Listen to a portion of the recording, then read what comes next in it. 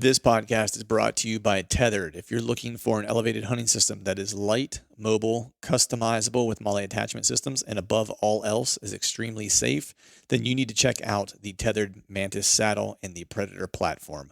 I took the plunge last year and have been using both the Mantis saddle and the Predator platform and haven't looked back since. What I love about the Mantis saddle is how lightweight it is, and also its versatility in terms of adding different cis haulers and so forth to the saddle to help me kind of carry any type of climbing aiders or tethers or lineman ropes. I'm basically able to walk in if I really wanted to with just my saddle and my platform and of course my bow, and I'm ready to hunt. So super light, super mobile. The Predator platform is just, for me, was the most comfortable way, and especially for anyone out there who might be new to saddle hunting, it was probably the most familiar way for me to get into saddle hunting, as it's a smaller platform. So just kind of imagine a smaller version of a hang-on tree stand, which gave me that little bit of familiarity that I was looking for as I made the transition from tree stand to saddle hunting. And now I can't believe that it took me this long to actually get into saddle hunting. So if you think being more mobile or lighter will help you in the deer woods, head over to tetherednation.com, check them out, and learn more about all their products. What is going on out there? Happy Wednesday, everybody. Hope everyone is doing good, feeling fine. Hope you're getting a little bit of time in the out in the deer woods. It's velvet time, so you're probably got cameras out, probably putting out some mineral stations if you've not already done that.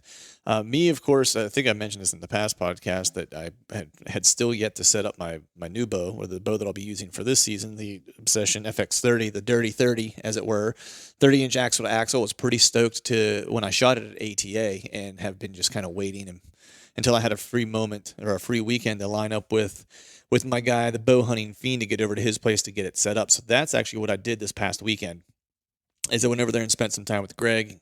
He set me up. So anyone in the Jersey, around the Philly area, who's looking for a dude who knows what he's doing and setting up bows, I would definitely hit up the fiend on Instagram and try to get in with him, because he's got me dialed in. So I was pretty excited about that. A few minor tweaks. So, new bow, of course, but still sticking with Obsession bows.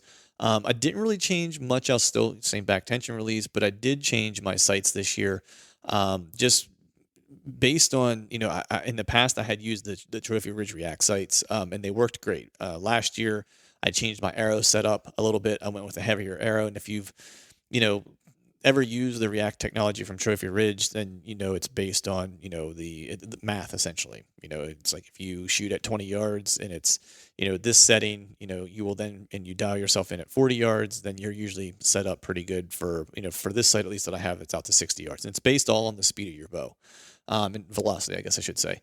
And for me, since I moved to a heavier arrow, I don't have a super long draw length. It started to kind of mess with the mathematics of the setup in general. So it was no longer really working for me the way I would have liked it to. Still a good sight. Didn't have any problems with it. I just sighted in using a tape, and did it DIY or did it old school, and I was fine. But I wanted to kind of use something that was, I guess, maybe I should put it this way. I wasn't trusting myself enough to build my own tape at this point. I mean, I was okay out to probably 50-ish yards, which is plenty good enough for whitetails. But I do have, not this year, but next fall I will have a Colorado elk hunt that'll be upcoming, and I wanted to have a setup that I could trust for that and not have to continue to change my setup. It's at least my sight setup and so forth. So this year I actually switched to an HHA Kingpin optimizer, and had Greg help me set that up, and it's a really sweet sight. So I don't work with them in any capacity. It was just one of those things. I had a couple buddies who had been shooting those. They really liked them. Looked at a couple different options, and it happened to be the one that I thought would probably work the best for me. So hung out with Greg, got dialed in. Actually, took my saddle, my tethered saddle, over for him to check out, because Greg's going to do a little bit of saddle hunting this year. And wanted just to kind of climb a little bit and check it out. So I took my short sticks over for him to kind of check out too, since I've been doing some mods, and it gave me a chance to kind of play around with him a little bit too. So he and I did that, and he shot out of the tree. And of course, if you know Greg, he shoots well regardless of where he shoots from, whether it's in a tree or on the ground. So he shot well out of it. So that was fun. Friends helping friends, get into saddle hunting a little bit. So that was a good time. But what I guess I'll just kind of cut right to it with this. This week marks the 3rd-year anniversary of the Truth from the Stand podcast. So first, I want to say thank you to all you guys out there that have been listening and supporting the podcast from day one. I think the 22nd is actually the official 3-year anniversary. And so every year it seems like I miss the opportunity to kind of celebrate this. Part of it is I don't do, I'm not real big into anniversaries. I'm not real big into birthdays. I'm just more of a grinder, and every day is the same, and you just kind of get up and you do what you got to do. But I do recognize that, a yearly milestone for the podcast, especially whenever I started this thing and wasn't sure exactly what it was going to be, what it was going to turn out to do, if anyone was ever going to listen. And lo and behold, you guys tune in each and every week, and I'm super grateful for that. And so I wanted to try to do a different type of show. I've been thinking about this for a little while, and I was actually talking to Greg about it. And we came up with this idea of taking a look back historically at some of the podcasts. And so what we've done is Greg kind of went through the podcast. He's still working his way through, and he's pulled out nuggets that he thought that were interesting ideas, concepts, and some of them maybe just interesting stories. And we thought it would be interesting to kind of look at those and dissect those and talk about how maybe we've used those tactics or strategies in the past. If and when we've used them, how have they worked? Have we talked about things in the past that we thought one way about, and now, with the fortune or the fortune of time, or, getting older and learning more, that we look at those scenarios maybe differently and aren't as committed to those same ideas. And so we thought it'd be cool to kind of take a stroll down memory lane and kind of have, Greg, I was going through his mind's eye because I respect him as a hunter, and I think he's a hell of a hunter. I wanted him to kind of pick out bits and pieces of different podcasts. So that's what we're going to do in this DIY Report mini series. I don't know how many it's going to be, because it's going to be probably quite lengthy and run for, I would say, several months, just in the sense that there's a lot of podcasts to get through. And so this first session, you'll hear us talk about, the first handful of podcasts that Greg kind of gravitated towards. So there's some conversation that we pull out excerpts, of, the first podcast, and, podcast number 8. And we've talked about guests, the one is just literally Phil and I, when we first started the podcast, talking, Adam Lewis, who we had on very early on, Jake Elinger, Aaron Warburton. I'm not exactly sure when each one of these folks will be included in the podcast. It just depends in terms of timing and how the podcasts get edited together. But we're going to bring in all these ideas from all these different people that we've talked to. And so this is how the format will really play out. I will provide a little bit of an upfront for each section, or for each segment, if you will, and kind of give you a Cliff Notes version of what we're going to talk about. And then what you will hear is the actual audio from the podcast that we're referring to, in the conversation that we're referring to. And then after that, you will hear then Greg and I kind of talk about the topic that was discussed originally in the podcast. If it sounds confusing, it'll not be as confusing when you listen. We just thought this would be an interesting way to take a stroll down memory lane, and then also, just kind of dissect some strategies, maybe bring some things up that maybe we've forgotten about in the past. Because the one cool thing about doing, that I've learned in doing this podcast for 3 years, is that I've learned, I'm a world apart, or a worldly different whitetail hunter, bow hunter, than I was 3 years ago when I started this podcast. I've learned so much from our guests. I've learned so much from the new friends that I've made, regardless of whether they've been on the podcast or not. And I've learned a ton from the folks out there, like you guys that are listening, the interactions that we've had in social media. And sometimes, I'll get questions asked, and I'm happy to answer them in social media, but it makes me think about things a little bit differently when you ask those questions. And so you guys make me stop and think about, certain things that I hold true in the deer woods, and challenge those ideas. And so I'm appreciative of that. And so I thought an interesting way to try to give back a little bit more and think about some of these things differently is to take a look at some of these things we've covered in the past and see if they still hold true. So that's what we're going to do today. There's going to be, I'm just going to be honest, I'm not quite sure how many of these are going to come out and how quickly they're going to come out. I think we'll probably have 3 that'll be ready over the course of the next 6-ish weeks. So every other week, a DIY report will come out, just, the same way that they've come out in the past, with a longer form, our normal podcast on those weeks in between. So before we jump into all that, and before we kick the episode off officially, I wanted to just make mention again to make sure that you guys are aware that our buddies from Exodus have the Velvet Fest going on currently. I know I've mentioned this in the past, but they've officially kicked it off. It began just this past week on June 12th, and it'll run all the way through July 12th. And if you're not familiar with what Velvet Fest is officially, it is the official start to deer season in my mind. And Exodus helps us get the ball rolling for everyone's summer scouting benefit. So all month they'll have awesome prizes for people who use the hashtag Velvet Fest on social media, showing their whitetail adventures. So it doesn't matter if you're food plotting, hanging cameras, shooting your bow, whatever it is, use the hashtag Velvet Fest to get to get included and be involved.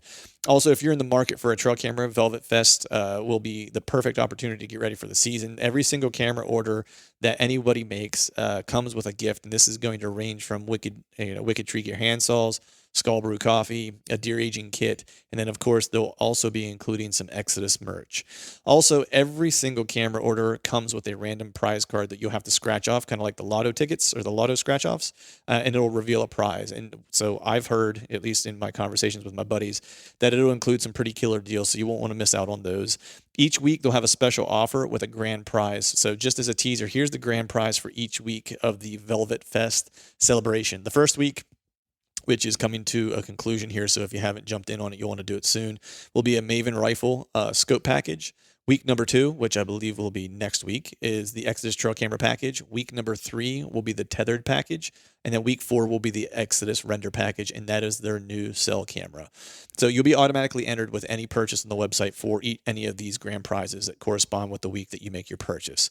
There's a lot to this campaign, so you want to just head over to their website and make and sign up for their newsletter because you won't want to miss out on any of this information. They'll be communicating via their newsletter over the course of these weeks. And you'll also have the opportunity to see all the Velvet Fest calendar highlights and all the details on their website. If you're not familiar with Exodus, of course, I know you guys have probably heard me talk about them in the past. I'll give you the brief Cliff Notes version. They've been out on the market for 4 years, consistently build kick-ass trail cameras. You've heard me talk about them. They just flat out work. I've hung them, beat them up, and have had nearly zero failure that wasn't basically my fault. Every single camera that you purchase, it comes with a 5-year warranty and also comes with a 5-year theft or damage coverage. So yes, that's literally half a decade that you won't have to worry about your trail cameras if you purchase an Exodus trail camera. But more than likely, as I mentioned, you won't need it because they're built to kick ass, take names, and last for years. So be sure to take part of the Velvet Fest celebration and be sure to tag Exodus in your social media posts, because, of course, they'll want to keep tabs on what you guys are up to. So head over to ExodusOutdoorGear.com and check them out and get involved in Velvet Fest. And without further ado, let's get on to this DIY report. All right, folks, welcome back to another episode of the Truth from the Stand Deer Hunting Podcast. And today, well, actually for a couple episodes, I'm joined by my brother from another mother, the man, the myth, the legend, the bow hunting fiend, hailing from the great state of New Jersey, the Garden State. What's going on, man? What's happening? Hanging out with you all day today, man. That's what's happening. Getting your bow shooting good? Getting my bow shooting good. So those of you that don't know, if you didn't already know, Gregory yes. is a hell of a marksman with a bow. We're sitting in his archery shop right now. I had a new bow, as I'd mentioned in I think the past 2 podcasts, that had literally just been sitting in my basement for 2 months, taunting me because I wanted to shoot it. Shoot me. Well, I usually say that every night, but for different reasons. Yeah. And was waiting to get together with Greg because our schedules weren't syncing up. So we finally had a chance to get together. So we dialed my bow in, new site, new everything, all set to go on that. Pretty dialed in out to 60 yards already, so that's pretty killer. And then we did a little playing around with the Manus saddle a little bit, a little shooting from that. It's interesting. Yeah, so you could kind of get your hands on that and check it out. And should have brought your boots. Should have brought my boots because my climbing situation. I was trying to climb trees in a pair of Vans skate shoes, slip-ons. Basically flip-flops. Basically flip-flops. Yeah, I figured I could climb. I figured I could climb trees and shoot out of my saddle in flip-flops. I got good traction. So yeah, it's I got monkey feet. I'm good. It's not so much. So my plan was failed, but flawed from the beginning. It was flawed from the beginning. But so these next couple shows with Greg are going to be a little bit different. So for those of you that have been following the show maybe for a little while, we've been now doing this show for 3 years, going into our 4th year. So at this When point, the big bucks start rolling in. yeah, exactly. I'd like to know where they hide those then. Did you take them? Like, you got the big bucks? Mm-hmm. They sending them to you? They're on my wall. They're on your wall. They're on your wall right behind us. Exactly. So we've of course had a lot of really great guests on over the course of the past 3 years. Greg included, of course. Everyone from Dan Enfault to Aaron Warbritton to just Dan Baez. Maybe some guys more locally that maybe some of you aren't aware of. And if you've just recently started listening to the podcast, if you haven't gone back and listened to the old episodes, I'd urge you to do so because there's some good stuff back there. But I thought, what might be kind of fun to do, and Greg and I talked about this, was, all the things that we've kind of heard over the years. Sometimes you forget about the tips and tricks that you've heard over the year, or maybe we've learned something since the last time, that we covered a topic that might change our mind on that approach or that tactic or that strategy. And so we thought it'd be a cool idea to kind of go through. It was actually, I gave Greg homework. And he did it. He was a good student. He actually started going through all of the podcasts. He hasn't made it through all of them yet, but he's getting there. That's a lot. That's a lot to digest. Yeah. So he's gone through a bunch of the podcasts. I think the first 27-ish. And he's pulled out excerpts of each one that were interesting to him for one reason or another. One might just be a story. Another one might be a strategy. And then what we want to do is just kind of talk about, that strategy, that tactic, that story, how we kind of think about it now, if we think about it the same way as what we did 3 or 4 years ago, if we think about it differently now, if we've used those tactics or those strategies in the past, have they played out the same way that we discussed them previously or that they were discussed previously with other guests, or do we have a completely different take on it? And if so, what is that? And so that's kind of what we want to do now. So, unofficially, we're kind of calling this the truth, the truth career and review to a degree, or at least the review of the past 3 years of the podcast we've been able to do. So this will take us a little bit of time to roll out. We'll have, of course, a couple different sessions over the course of this year, probably to get through all the episodes. But we thought this would be a fun way to kind of go through the archives, so to speak, and have a good hang after the bow shooting. So, without further ado, are you ready? Let's do it. Just do it. We decided we're going to talk in whisper voice the whole We're time. gonna talk like this the whole time, so people are like, "Why is it so quiet?" But it's not really quiet. No. So just turn your speakers up. All right. So this first one actually comes from the very first podcast we ever did. This was back, if anyone is an old head, was when Phil was actually on the show. Whenever I first started the show, my buddy Phil, and what we're really talking about in this clip. So we'll kind of preamble the clip, and then you'll hear the clip that we're going to refer to and kind of and talk about. And in this clip specifically, Phil and I are talking about the mountain that is at at my one family farm. That I had a chance to do a bunch of scouting and actually came across a buck bed, and it was one of the most defined buck beds I'd ever found on the property. And then we'll go into the clip and we'll discuss it after. Yeah, I know the weekend that we were back there, you could barely see 5 feet in front of your face. But, there's a large mountain that comprises about 40 acres on our farm that literally nobody hunts. It goes virtually untouched. It's kind of a tough hunt. The wind's a little bit fickle on the mountain. So this year I've kind of made it my cross to bear to see if I can't figure out how to hunt it and where the deer are at. I did manage to find one really nice buck bed. I thought there was a nice, potentially mature buck that was living on the mountain, and I think that this is the bed that he's using, so I'm hoping that I can locate that toad. Yes, the unicorn. Yeah, the unicorn for sure. All right, so what you heard us talking about there was the mountain and finding a buck bed on the mountain, and kind of referring to it, or talking about it as a unicorn, right? It's that mystical creature, the mystical buck bed creature that people always kind of talk about, clamor about, and it seems to be, of course, for quite some time, the in vogue thing. Of course, Andre was big into that, very early on. He and Dan, a lot of folks kind of look at Dan as the guy who really kind of, made it popular to a degree. And then, of course, the guys from the hunting public, do a lot of buck bed hunting and stuff like that.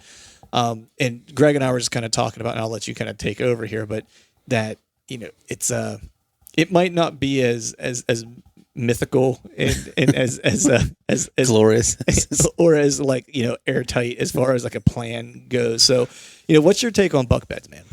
They're, if you know where they sleep, you can kill them. Right. Plain and simple. They can eat, like I've said this numerous times, and a lot of people, deer will eat sticks to stay alive.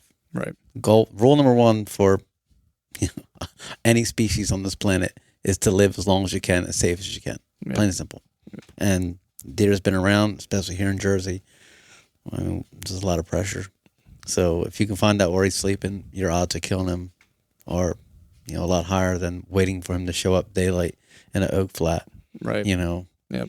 Or an open field, a crop field, or or some random staging area. You get close to beds, that's daytime movement.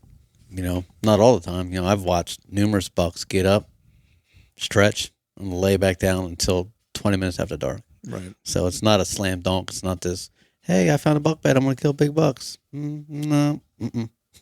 Right. That's, it's that's it. I've been doing this style of hunting for a long, long time, and learned a lot from Dan and the other guys that were really doing what I was doing, but at a level that I'll probably never attain. Right. So I took a lot of information they had and made it work for my areas, and it works for me. Right. It's not for everybody, that's for sure. Right. It's a losing game. It's you're going to get a shot eventually, but it might take you 2 or 3 years. Right.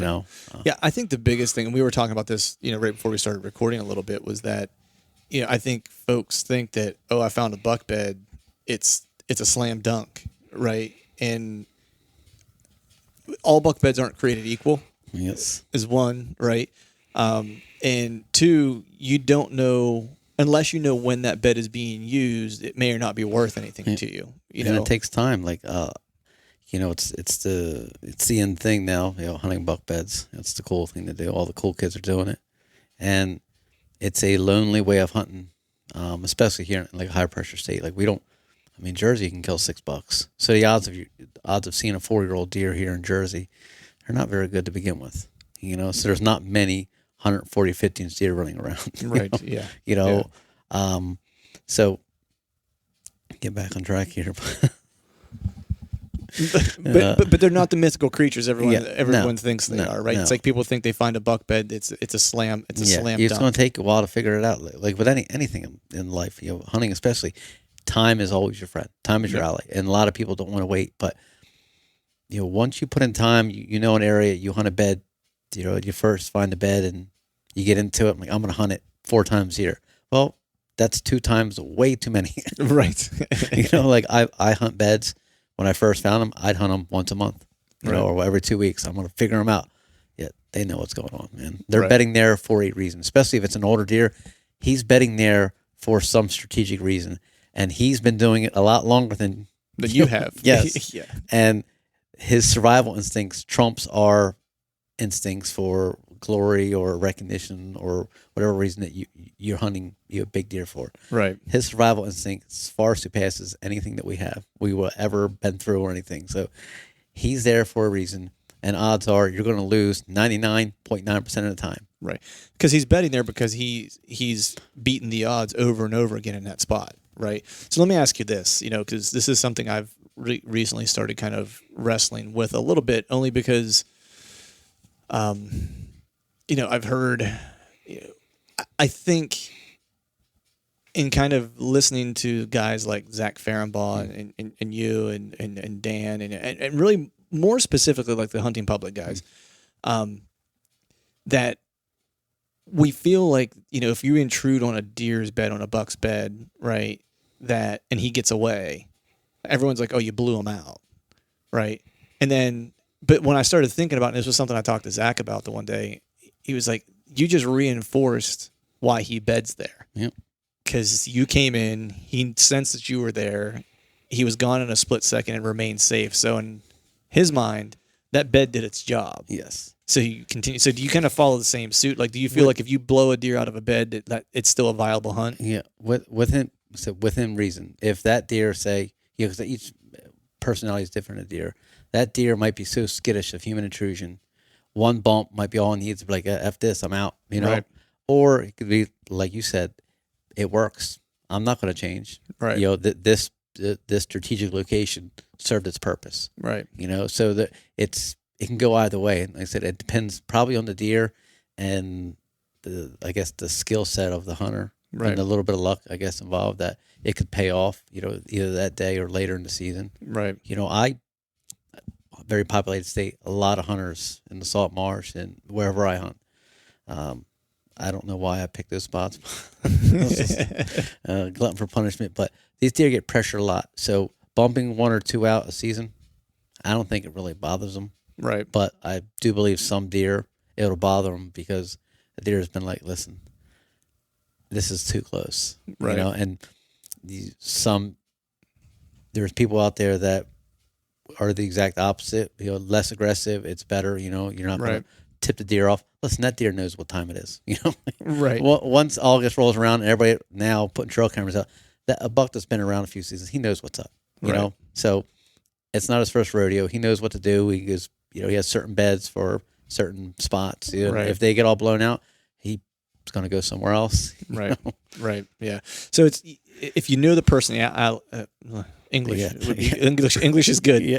If you know the personality of the deer, you might be able to kind of determine if you have a second player or not. Yeah. Exactly. You know, and that just depends on how much intel you have on that deer. If it's a deer you've had encounters with in the past, you've watched him, or maybe you've blown him out at previous season to come back and hunt him again and saw him. So then you know, I can probably hunt this guy a little bit more aggressively because I got a little intel on him. You know, I think. And some, you know, I know me personally, like I've blown out deer, you know, and it's like, this is horrible. And then, you know, 2 weeks later, I'm hunting, you know, in the salt marsh. I'll be, you know, 100 yards away, and there'll be another buck in that bed I can see with my binoculars. And it's like, same buck, different buck, because you're blowing out a deer unless you actually get true visual, which a lot of times you don't. Right. It's a true rarity to get a visual on a big deer because he's going to slip out quietly. You know. Yeah. So unless you actually see the deer jumping out, like you could have bumped out a little buck, a little doe, you don't really know, you know? Yeah, exactly. So bumping a deer out is not necessarily a bad thing unless you actually get the visual that, you know, it's a 170-inch deer or 150-inch deer. You can see it with your eyeballs, you know? Right. So the net for this particular segment is that, yes, buck beds are cool. They're helpful, right? If you know where they bed, you can kill them. Finding buck beds is a little bit of a unicorn in the sense that, like, you know, everyone's looking for this, like, big rub down to the dirt behind a log that's like your prototypical. And it's like, and I've found them, you know, when I was in Iowa, I was finding them where it was just, they were subtle.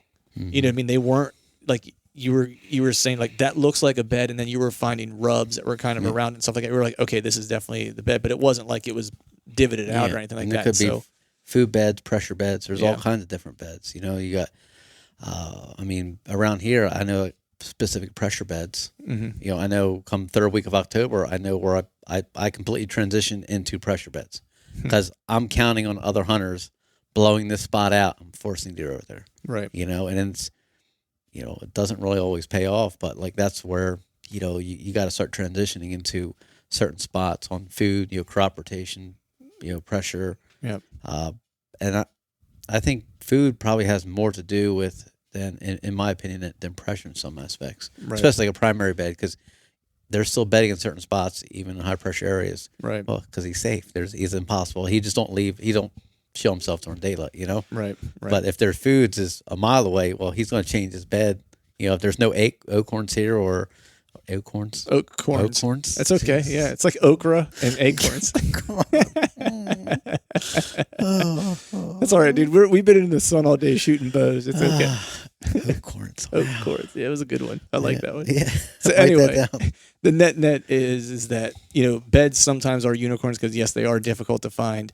They are not necessarily unicorns, meaning that the deer you expect to be there isn't necessarily always going to be there, and he's going to move around, he's going to rotate, and it's not a slam dunk. Or if it's a buck that you want to shoot, you make, oh, this giant buck bed, look how big it is. And all you see is little bucks. Bucks. Yeah. That's a little buck bed. Right.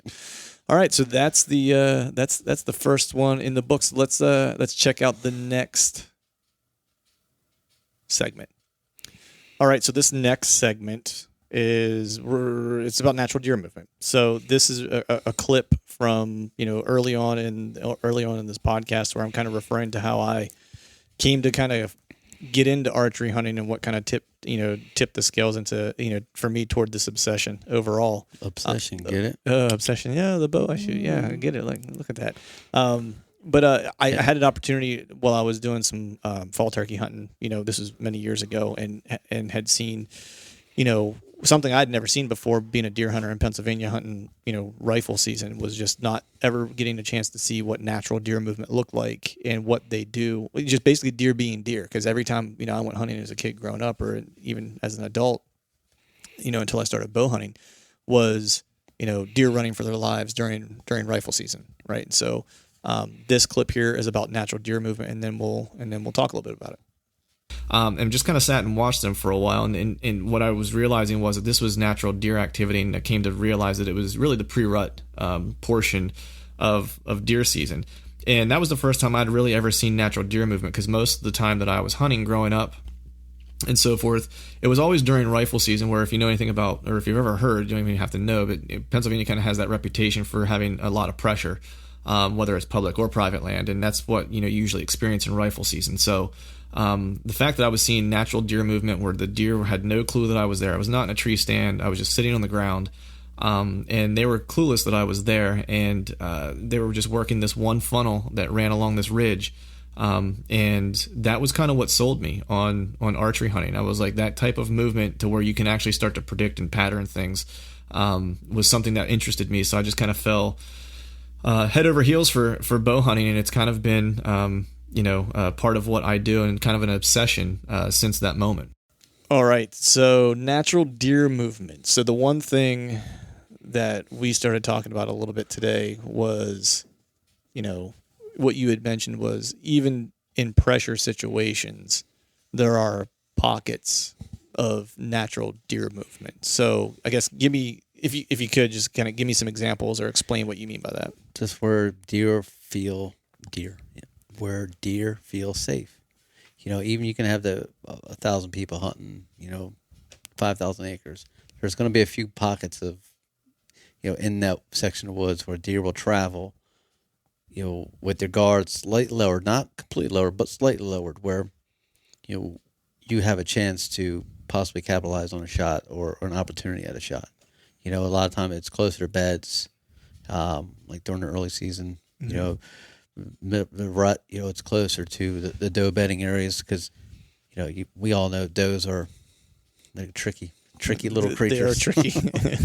And if you get into certain spots where does, I think, aren't as spooky as bucks, it's probably a good word. They're on high alert, but they're not as spooky. Mm-hmm. So they're more calculated. Yeah. I feel like they're gonna figure shit out super early. Yeah. Like, a buck might walk in underneath your stand and be like, "Oh, okay, the jig's up. Yeah. What the hell just happened? I'm out of here." Right? Yeah. That doe will pick you up. You won't even have known she's there. You know what I mean? Type of thing.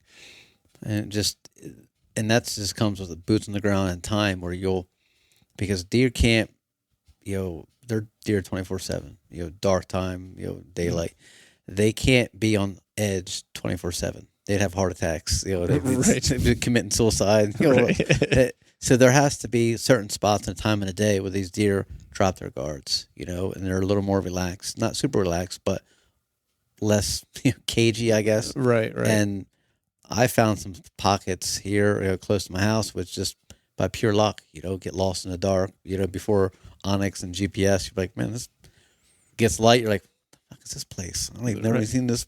And all of a sudden these deer just are feeding through. They're just doing their natural thing. They're not, around here we get a lot of bait pile hunters. So these deer are already wired to begin with. And right. I still find them, these little pockets, be it because there's an edge or something that I don't really see at the time, but these deer just behave like deer. Yeah, like not like like I said, super high alert, ready to bolt every little bit of noise. Right. It's not all over the place. It's a few spots, and I think it's near like a core area, or like does. It's a doe bedding area that's pretty common, regularly used. Like they know it's safe. Right. Yeah.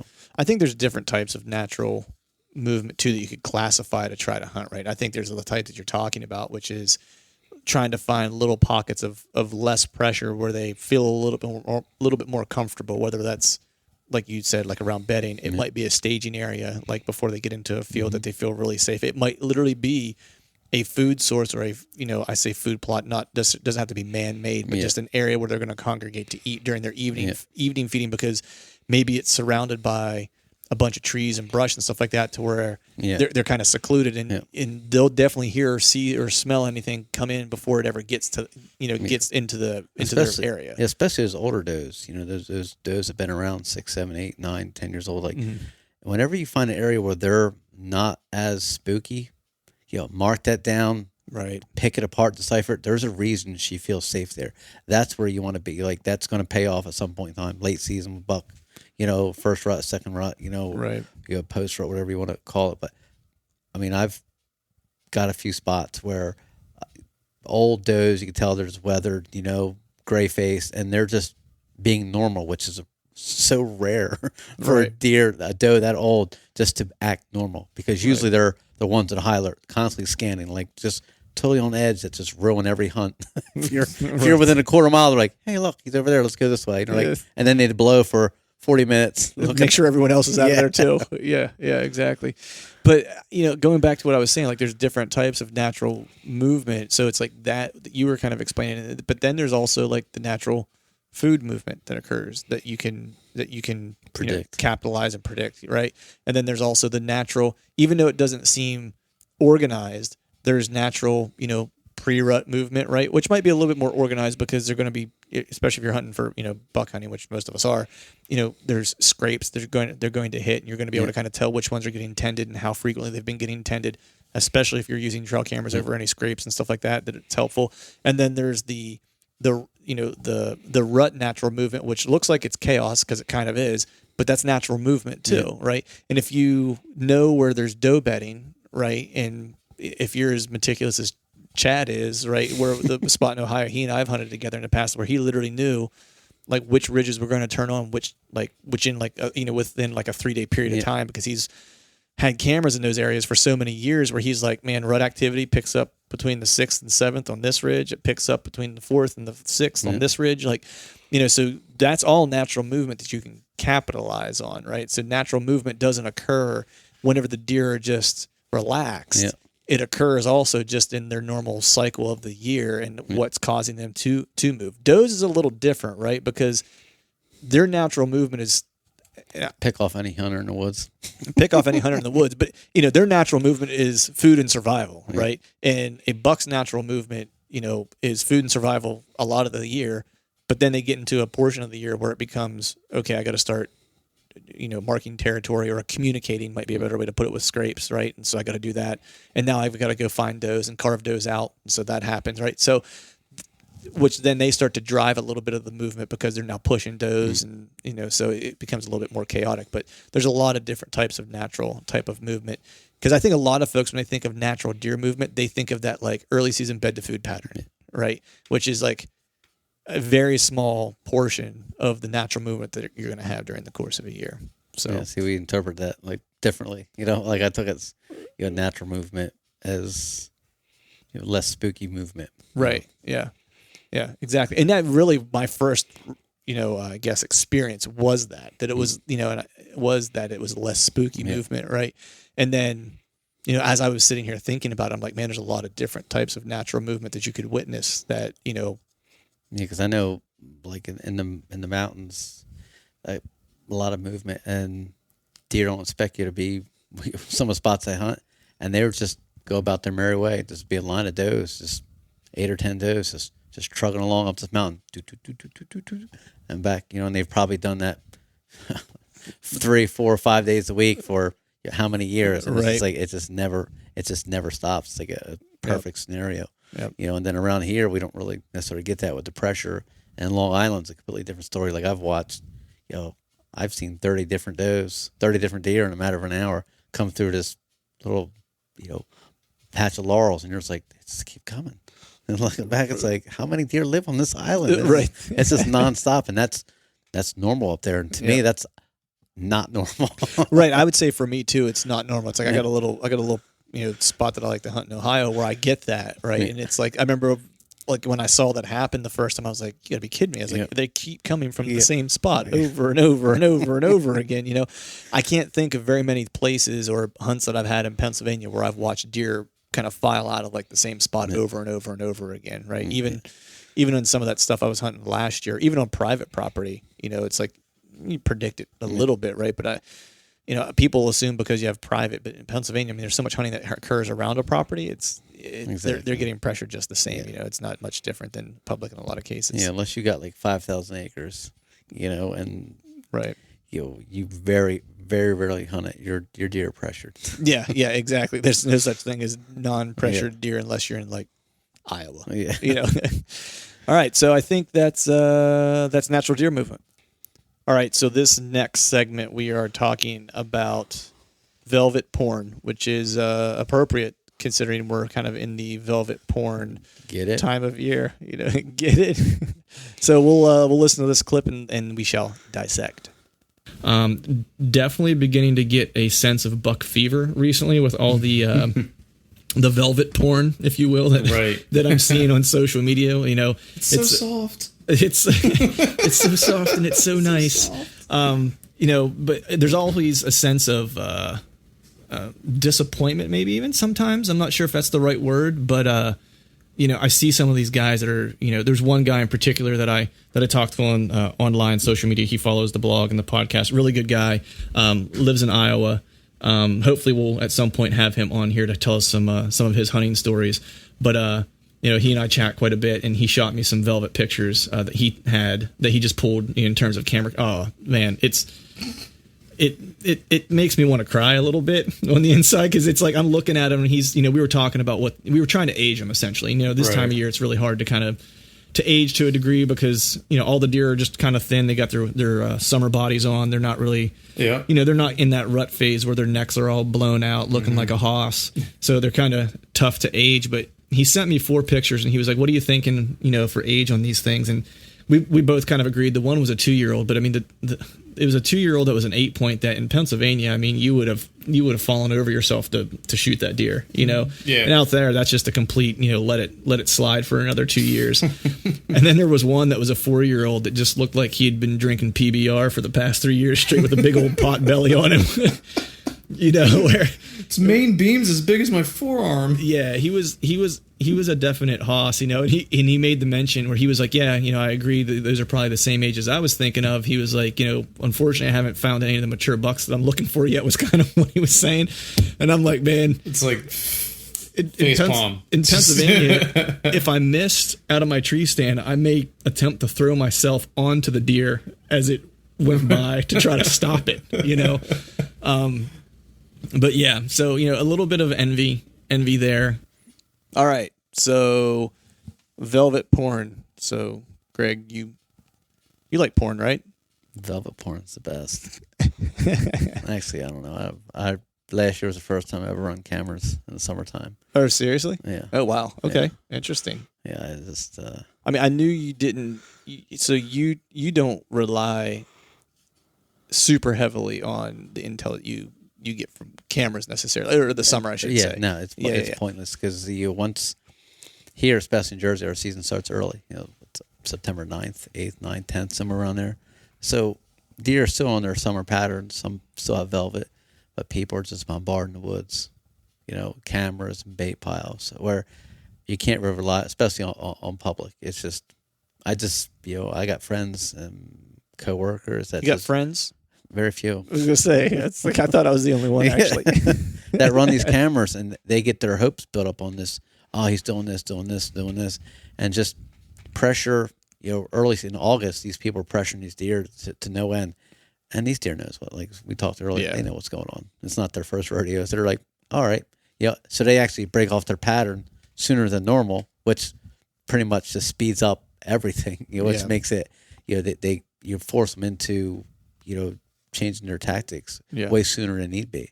And I ran cameras last year for the first time all summer in Long Island, and it was like clockwork every day or every other day, like $8. Mm-hmm. I mean, one slammer of an 8-pointer, and it was just, they're just coming and going.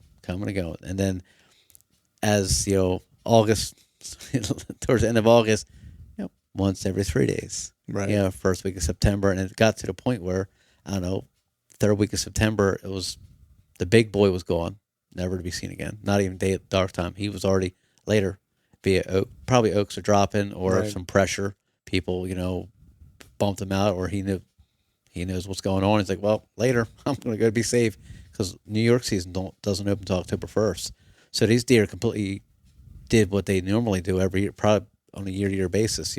Third week of September and September, disperse. Testosterone, anger, aggression, and they march a little turf and they go out. And every summer they kind of meet back up in the meeting place. Mm-hmm. And it was just weird because I let that camera sit until November, and I think the last buck picture has small little crabby, nice deer. Was October 17th on a day walker, and it was done. Right. Like nothing. And it was a trail that was, you were like, there's got to be something on here. And I'm like, I let the camera sit until, was it January, actually. And it was just nothing. I had new batteries and everything in it. In November, I had nothing in November. I'm like, something second half November, it'll come in end of November, and it was just dead, nothing. Right. Yeah, I bet you I can go back to that spot now, put a camera, and there's deer still be doing the same thing. Through. Yeah. I mean, for me, of course, looking at velvet pictures is nice, right? It's like it's exciting because deer season's starting, and that's kind of part of what it is. For me, I'm kind of running into this year because I have a couple properties that are new to me, and so it's like I got to figure something out. I scouted, and so now I'm just trying to figure out, is there a decent deer on there? In one spot I found some decent sign. I think I talked to you about this on the phone the one night. It's like I think it might be where the big one that I saw last year might be transitioning to after, late August, very early September.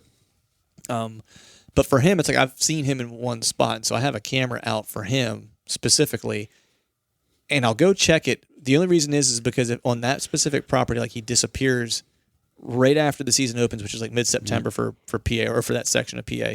And so I'm just trying to see, is he still alive, number one, because I haven't gotten any pictures of him since last September, and if he is, then I know when my opportunity is to try to kill him, right? So I think if you have intel on a deer, it's exciting to get the velvet picture if you know where he's going to be at early, so you can possibly go put a hunt on for him. Or if you're public or private, but probably most likely or most predominantly private, if you have a deer that is a homebody and you've watched him for like 2 years, because I had one of those too, where it's like I hunted a deer for 2 years, or I guess I knew of him for 3 years. I hunted him for 2 years, and I had velvet pictures of him every year, and I knew he was a homebody. Yeah. And he would disappear for a while, but he would show up dark, so I knew he was bedding somewhere else, and I've told that story 1,000 times. But so that was one where I was excited about velvet, because I was like, I knew he was killable and he was going to stick around because I had history with him. But to your point, it's like, if you don't, right, and you don't have history with deer, and you're just trying to inventory the spot, and you don't really know what's going to show up, it's like, let it soak for a while. Like if you put it in June, right, whether you check it, in 2 weeks, or whether you check it in 3 months right before the season starts, or maybe it's like mid-August. That way you have roughly like a month, or by the end of August. If your season comes in October 1st, like check at the end of August, right? Mm-hmm. You'll know what's around. Like you're going to have all that information, right? So I don't see a benefit in knowing early versus knowing later. It's like knowing how like you don't read a book because you know how the ending's going to be, right? Almost like mentality. Like there's, like I said, it's a good intel thing, and it's hard to glass some spots, so cameras come into play in those scenarios.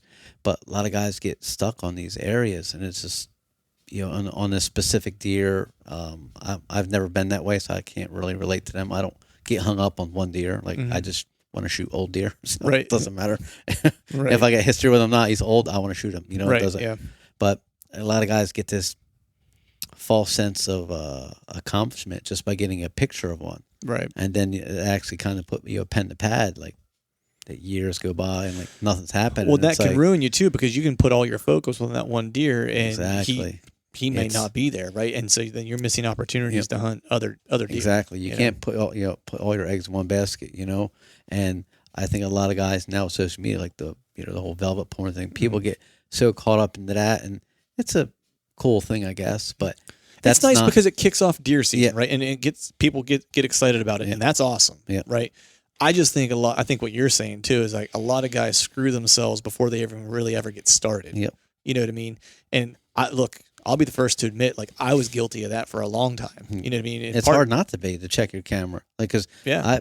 I mean, I ran cameras for less, I've had cameras back when there were these big giant block things, flash cameras that weighed like 10 pounds, had to Right. strap to a tree. And it was so hard not to check them. Every time you were near them, like, I'm going to go check them. And I know I screwed myself out of quite a few good deer because I'd check it so often. I'm like, man, he's coming in here. All right, let me check it again. I'm going to hunt there next Friday. And after 3 times checking the camera, that deer disappeared. And you're talking, late October when he should be coming around more, he's gone or just bypassed that section of woods altogether. So it's like, I mean, I think this is where, where you have to rely on all the tools to put on a hunt for a good deer, right? It's like, yes, the camera intel can be a piece of it, but like, I think like you and I are saying, if you want to hang your cameras, hang them, but just, you're going to have the same pictures in 2 weeks. Yep. You'll have all those plus all the other ones in 3 months, right? Yeah. And so you'll have all that. But then if you've done your scouting and you've got a couple big deer on camera and you found good sign, it looks like, mature buck or good buck sign, right? And maybe you found a track, right? Like, you don't need to go back to continually check those because you've got the sign, you've got the data from the camera that you only checked once and got all your inventory after 3 months is letting it soak. And now you can pretty much say, like, based on the sign I saw in the spring, from the previous rut and the previous season, plus the track that I see, right? And maybe some fresh rubs from Shed and Velvet or whatever, which I know is just to Shed Velvet. It's not like they're throwing down their dominant sign or whatever. But like, these are all puzzle pieces, and then you have 3 good deer on camera. Chances are one of them is going to stick around, right? It's like chances are not all of them are going to transition. Exactly. So you're going to have a good deer. Yeah. You know what I mean? You might get lucky that where the big guy stays because that could be his core area. Could be. Yeah. So, but you'll definitely screw yourself if you continue to go in and check it, and likely all 3 of them disappear. Yep. And even with the, the blackout cameras that are out there, and I had a cheaper blackout. I had 3 of them stolen last year, but they were. The deer knew they were there. Every deer that was a little bit older, that thing went off, and the deer looked at the camera. Right. Oh, there again. They know that thing's not supposed to be in a tree. There's humans sitting around a tree like they know.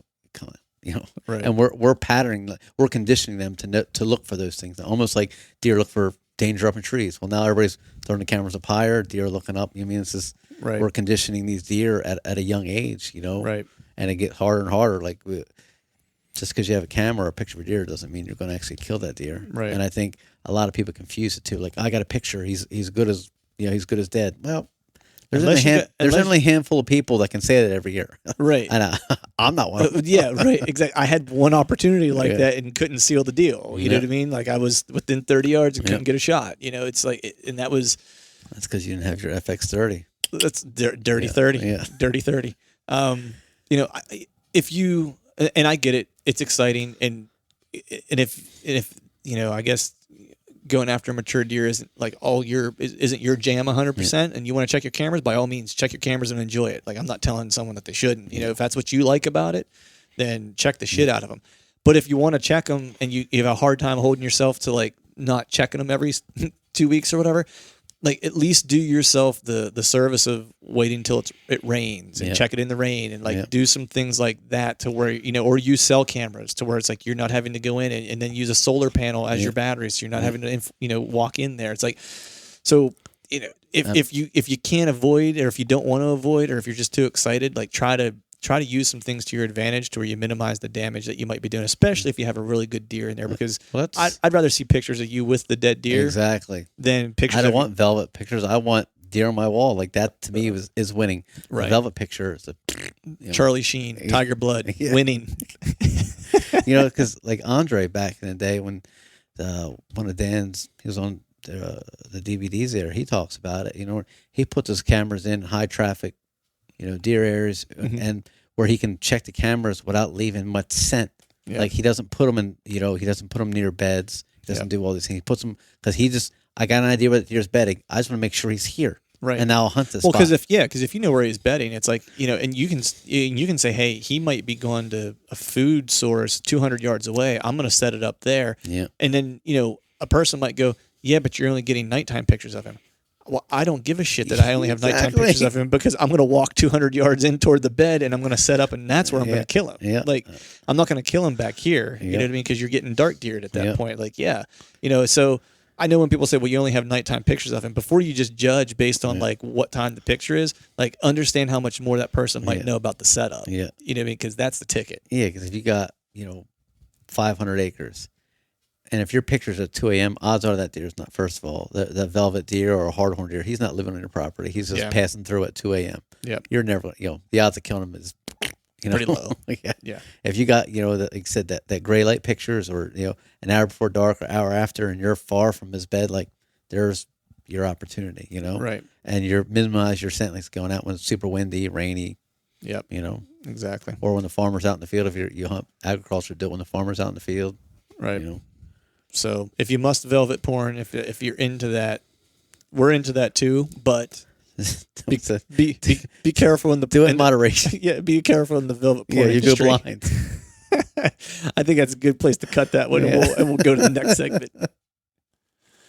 All right, folks, that is a wrap for today's show. I'd like to thank Greg for joining and more specifically for helping me put this series together. And I would, of course, like to thank all of you for listening, not just for today, but for listening for the past 3 years. It's extremely grateful that you guys choose to spend an hour plus of your time with me every week, and looking forward to this deer season and seeing what all you guys have going on for rolling into year number 4, and hopefully we all get some good deer on the ground and make it a killer year. So if you haven't yet, please head over to iTunes and leave us a 5-star rating, and be sure to subscribe to the podcast. We'd be super appreciative if you'd be able to do those 2 things for us. And before I shut this thing down, we need to give a big shout out to our partners who continue to help us make this podcast